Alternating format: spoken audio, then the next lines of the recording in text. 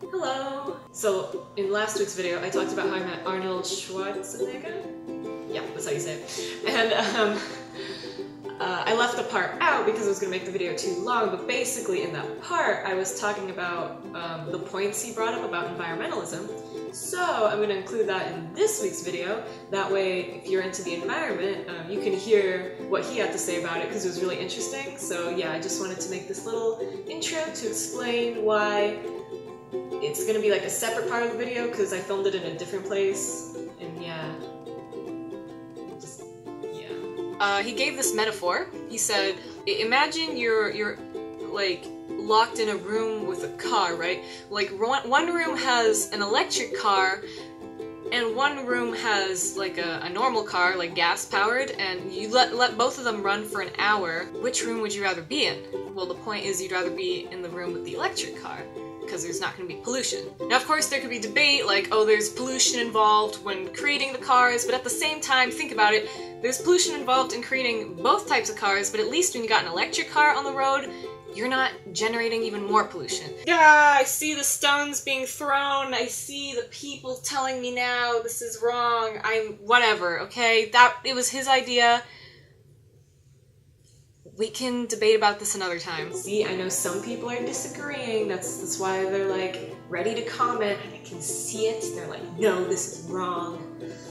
What else did he say? Oh, I'm just gonna keep going. So, don't worry, it's really interesting. He said that back in the day when he started doing the bodybuilding, right, because that's what he used to be known for first, people were like, oh, that's so gross and narcissistic, whatever, why would you do that to your muscles? But he and the other bodybuilders, they kept doing it, you know, because that was their thing. And eventually people came to realize, you know, working out is good for you, it's good for self-image, it's good for, like, your health, as long as you don't, you know, break yourself doing it. And people came to accept that bodybuilding was a pretty cool thing. And he said because of this initiative, there's now like gyms everywhere at the hotels, at schools, you know, like there's no lack of gyms, you know?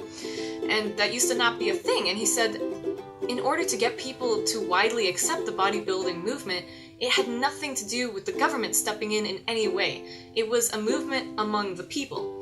And he said that's what environmentalism needs to be. It needs to be something that is started among the people and continues that way. Like we don't need to wait for the government to step in. We can do this on our own, which is kind of reassuring if you think about it. Because if you don't want the government involved, okay, great, it doesn't have to be. And if you do like to have the government involved, but you see that we're not getting anywhere, then hey, either way, it's something that can be done among the people. Whether this works in theory, I don't know, but I found the concept very interesting and I liked that he said that to us. And he also emphasized how, like, something kind of like how social media or like just getting the word out is something that our movement is lacking, but that we as a newer generation who's used to doing this could really help improve, you know?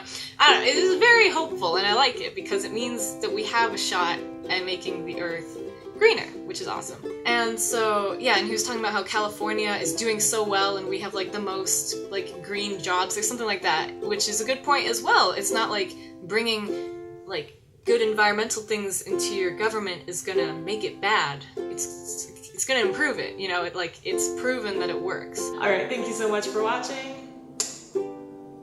See you next week.